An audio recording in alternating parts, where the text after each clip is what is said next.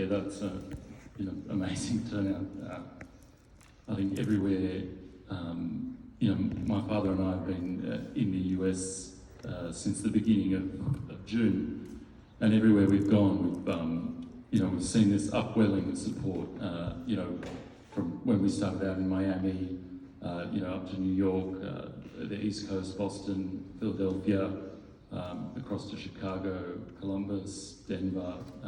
It's just, just really taken our breath away. Just people coming out, and that's really led to this sort of, there's been 30 or so articles since we started talking about Julian's case again. We've been on national news channels talking about Julian's case, dozens and dozens of local radio shows as we've travelled across the country. So, it's really, for something that nobody was talking about, a few months ago, it's really amazing just to see that, what this sort of public support can bring, and the attention it can bring back to Julian's case, and what it means for press freedoms in the US and abroad. So I'll just update you. So Julian won his extradition case in January. At the beginning of January, the judge found that if he was extradited to the US, he would likely commit suicide. So it was basically a death sentence. And on that basis, she rejected Julian's extradition. The US DOJ immediately appealed that decision, or signalled their intention to appeal. And then a few days later, Julian's bail was rejected on the 6th of January. So he is now in a maximum security prison. It's his third year in that prison on the outskirts of London. And it's been 6 months since he won his extradition hearing, and we still don't know when or whether an appeal will be heard. So he's sort of in this limbo.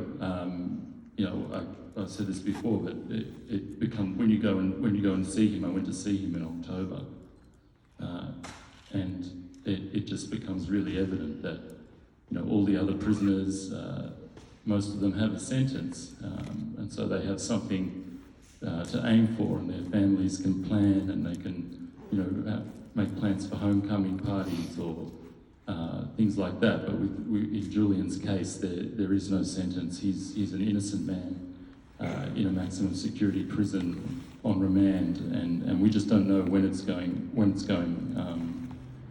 to end. And this is sort of just another form of punishment through process that Julian suffered under for the last 12 years now.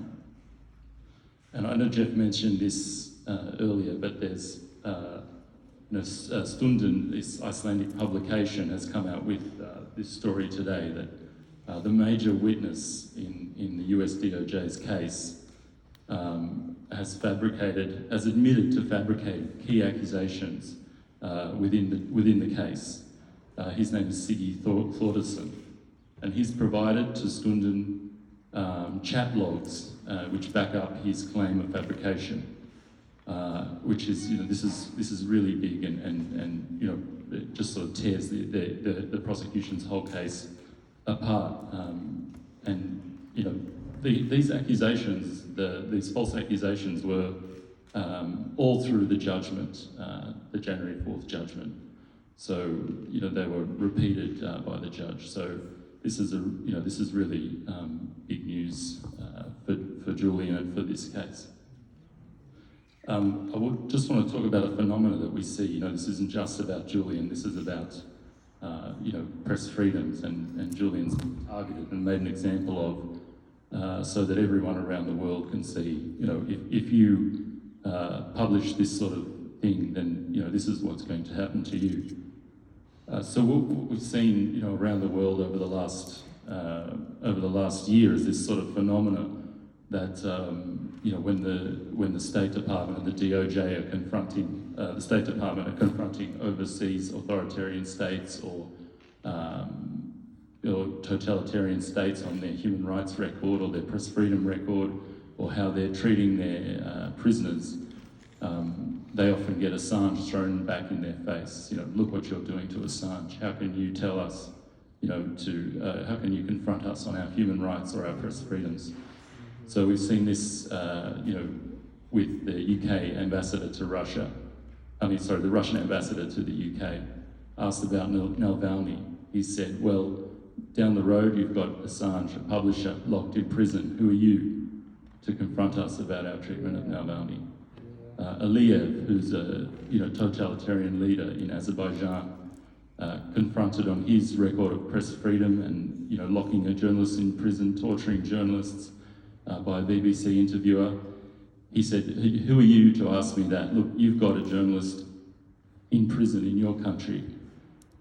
The Chinese Foreign Affairs spokesperson recently, when they were confronted on their human rights and press freedoms in their country, brought up Assange. What about Assange?